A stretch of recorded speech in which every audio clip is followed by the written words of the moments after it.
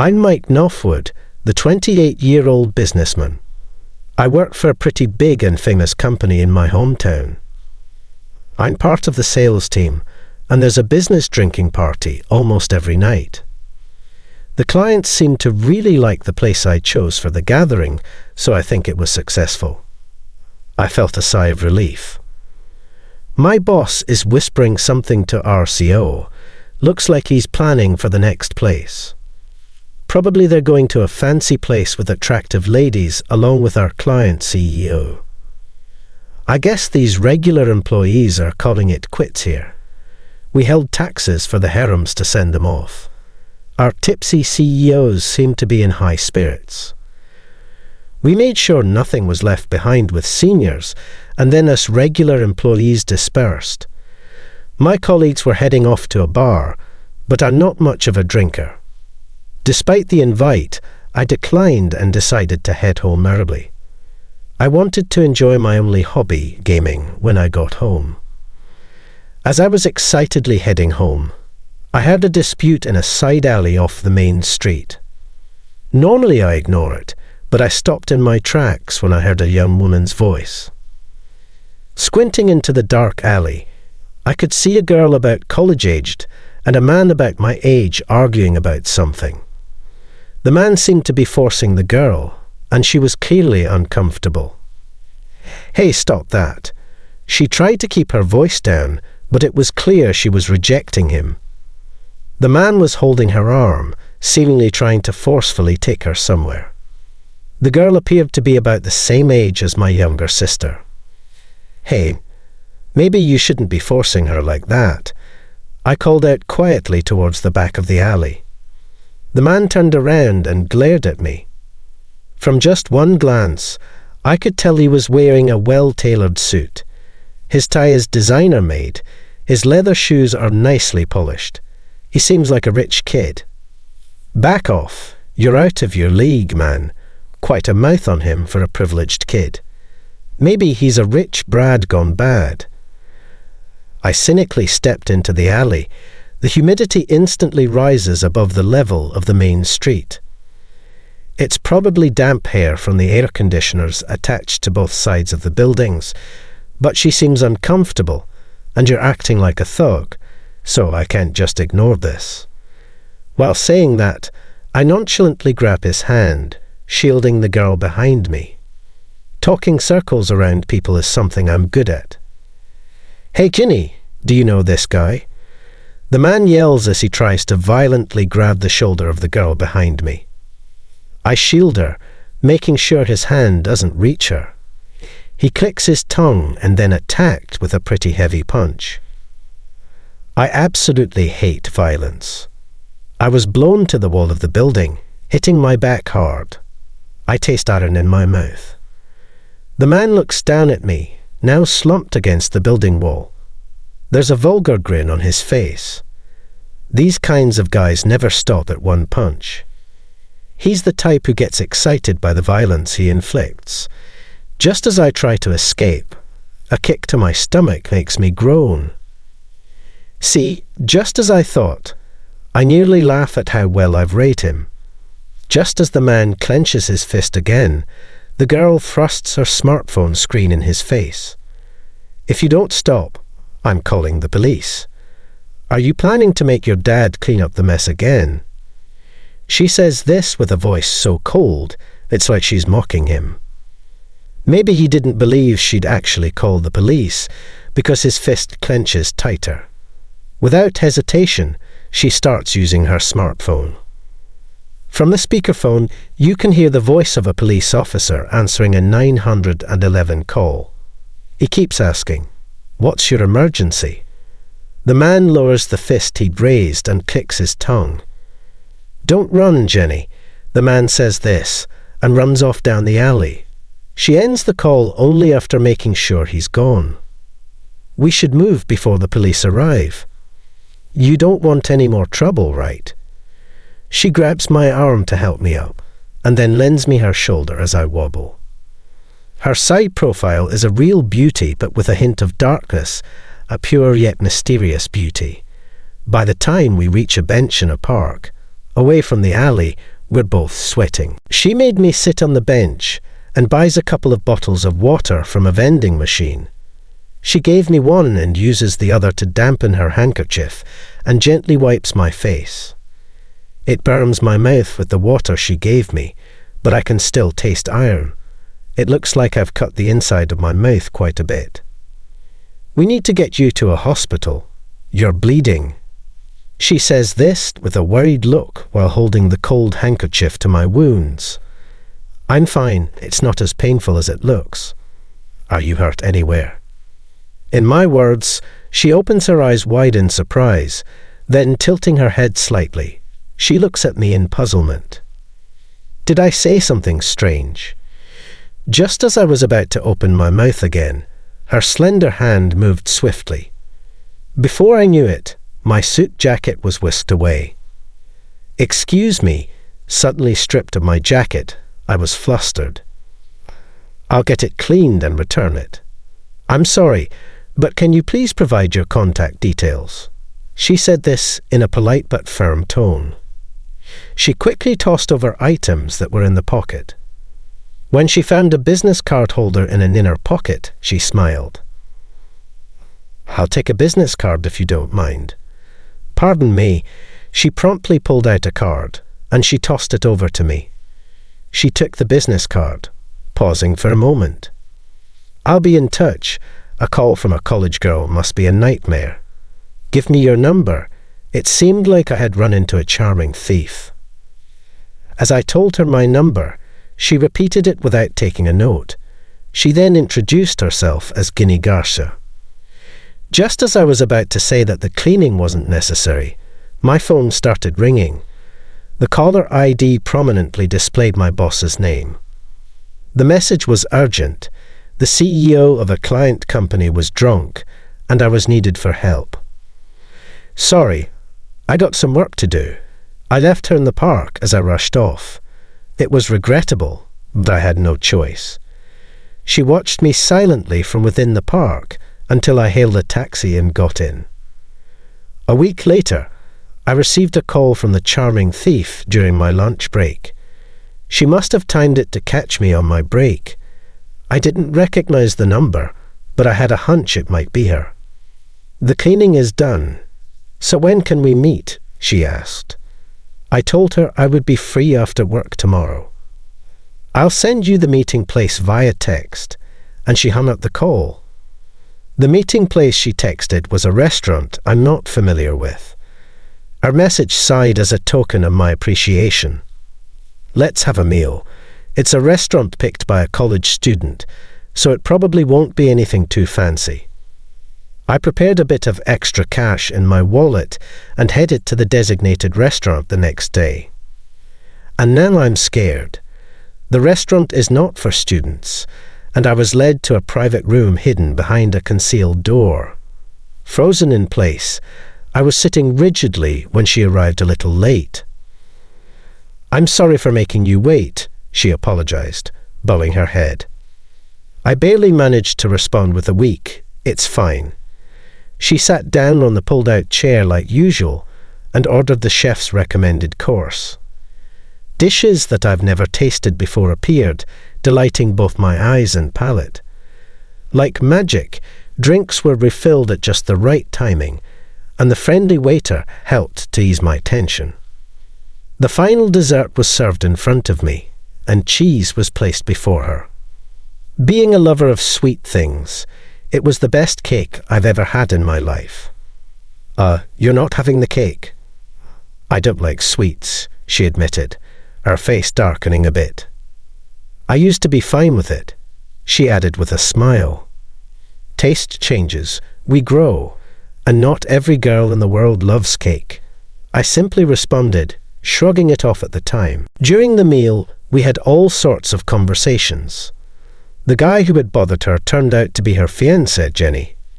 She talked about marrying right after graduating from college, but she didn't seem happy about it.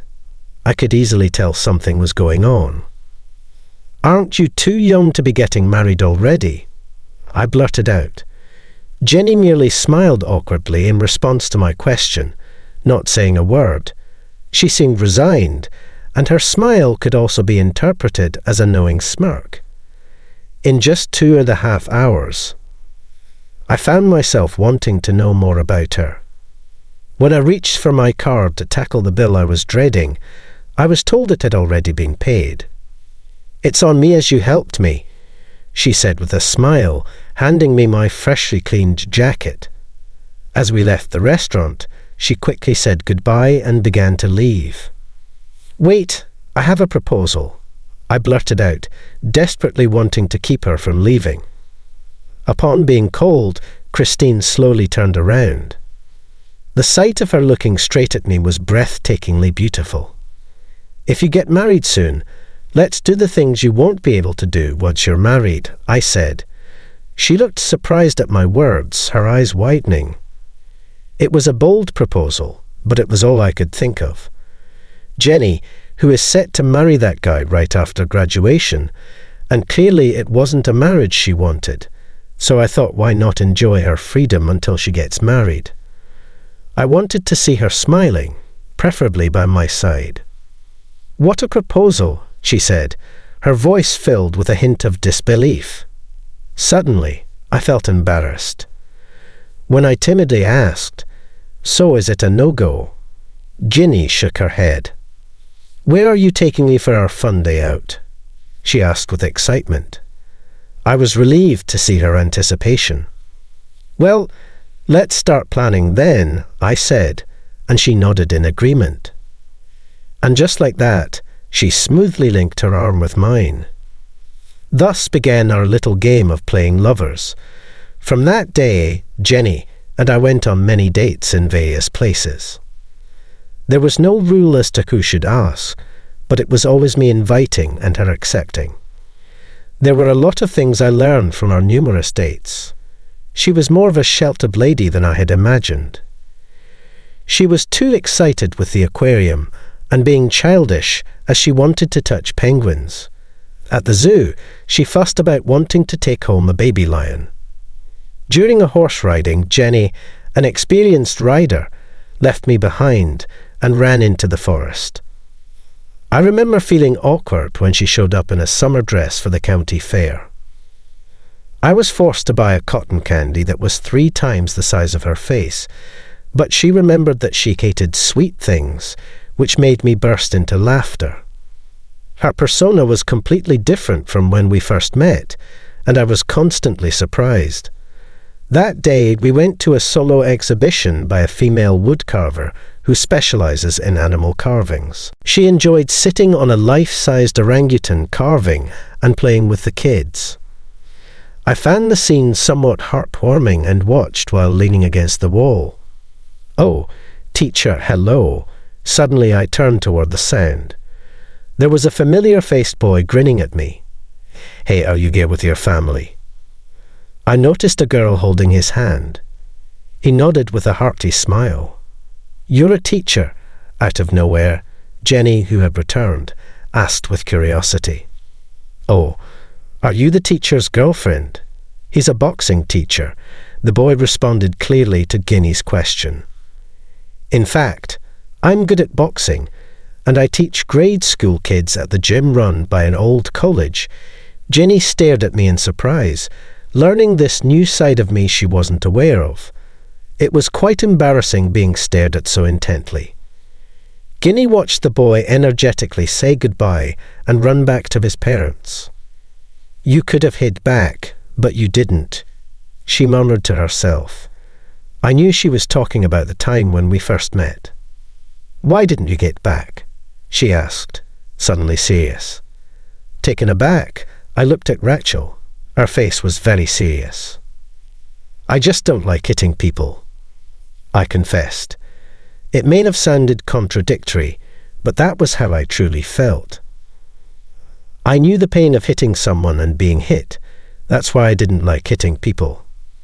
I think this hesitation was the reason I was always the runner-up. During my school days, I was a runner-up in every competition. I could never fully commit to winning. Every time I came in second place, I felt sorry for my family who was cheering for me. Would you say the same thing even when you absolutely need to hit back? She asked in a cold voice, reminding me of when we first met. I felt a chasm between Jenny and me unbridgeable, as if we were standing on opposite cliffs overlooking a deep valley. I couldn't answer her question. Ever since our date at the art show, I had lost contact with Jenny. A week had passed. There was no response to my calls or emails. She used to pick up on the first ring. I was worried that something might have happened. Perhaps I had been written off because I couldn't answer a question. At the time, I was anxious to see her again. Just as I was about to try to contact her again, a colleague called out to me. He delivered a message that the director wanted me in his office. I hadn't made any mistakes at work. I put on the jacket I had taken off and knocked on the door to the boss's office. I was told in a low voice to come in. The boss's office, where the boss and the director and the CEO of the client company and one more person, the man who had been bothering Jenny, was sitting back on the sofa. "I'm disappointed in you trying to steal my nephew's fiancée," said the boss.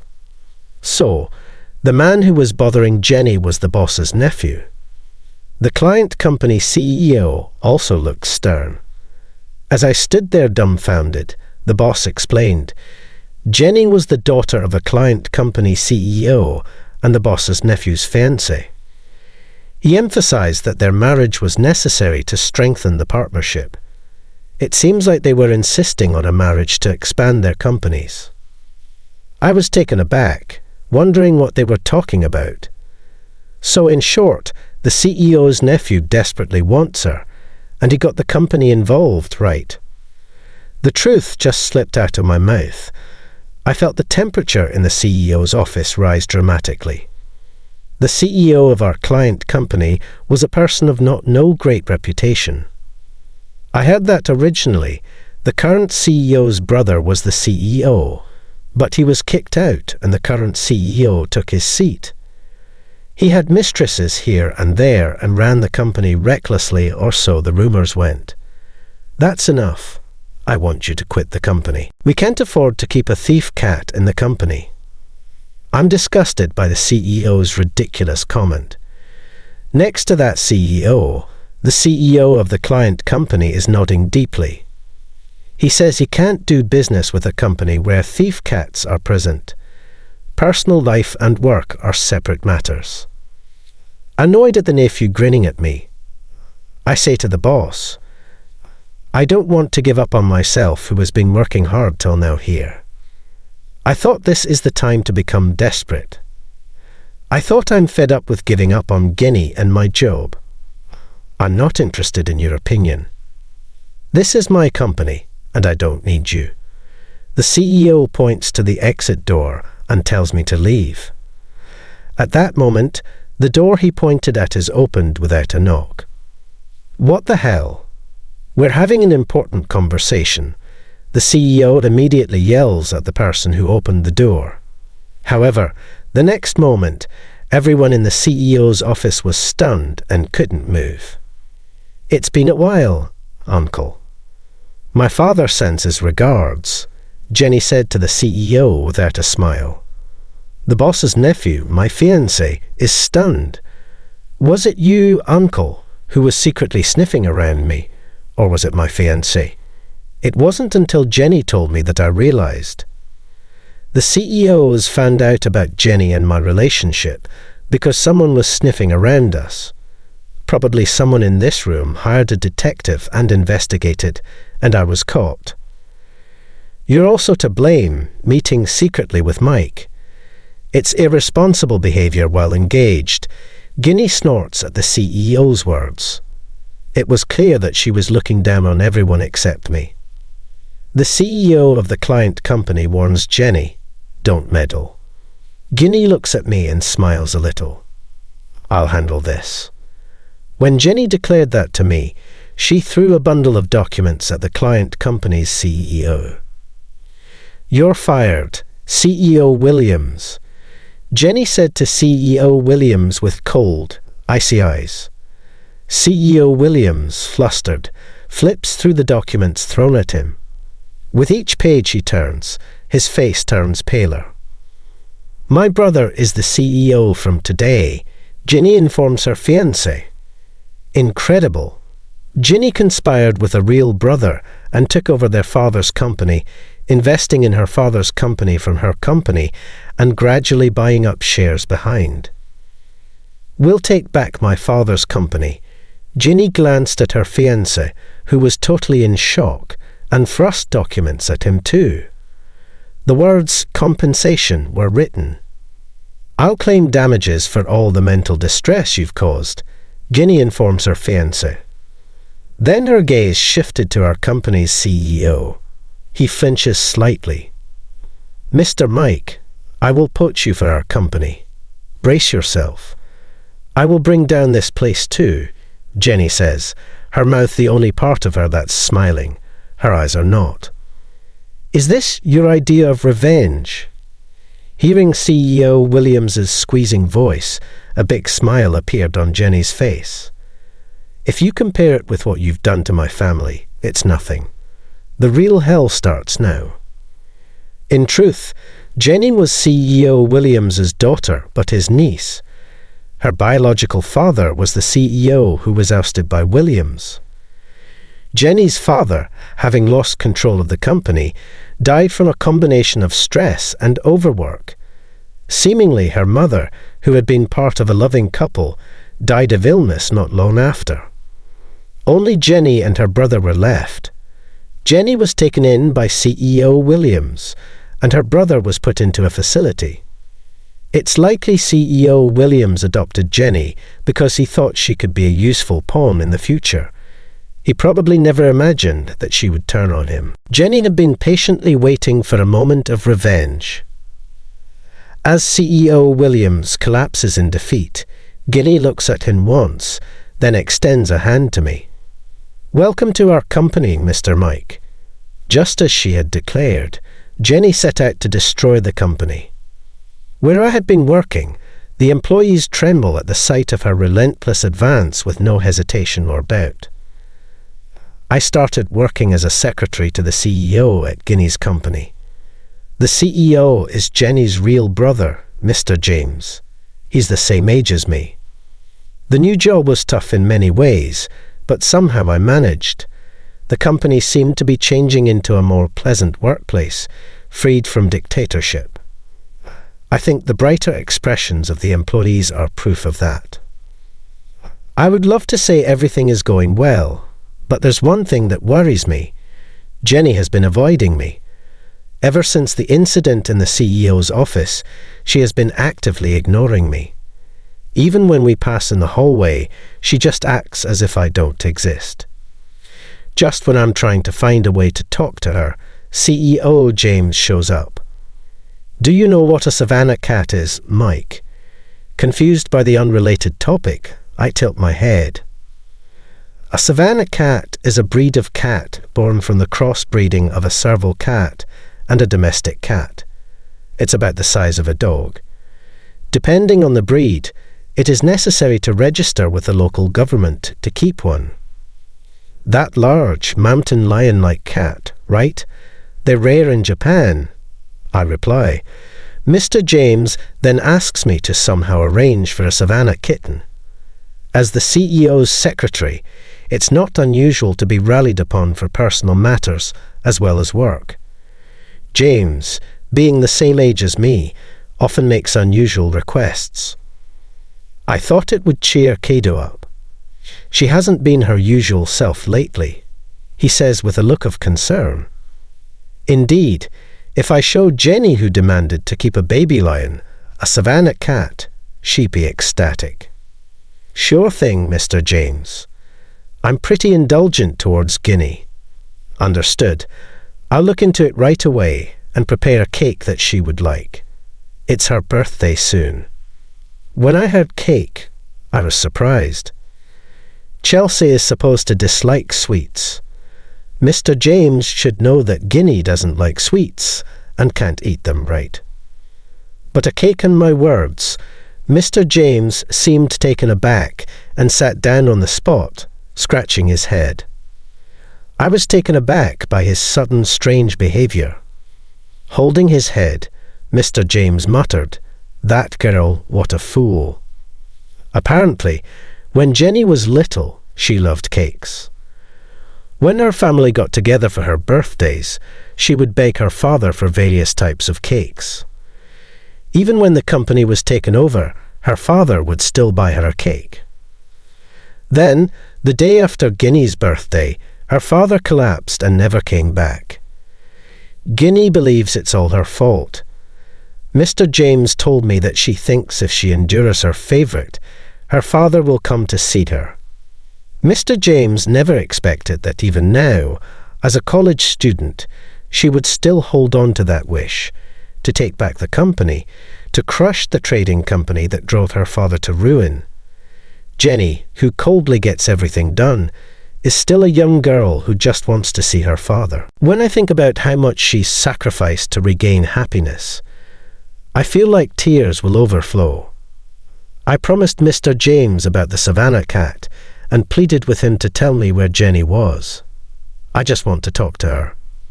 I drove to the place Mr. James told me. The personal exhibition we went to together is on its final day, and Jenny is said to be there.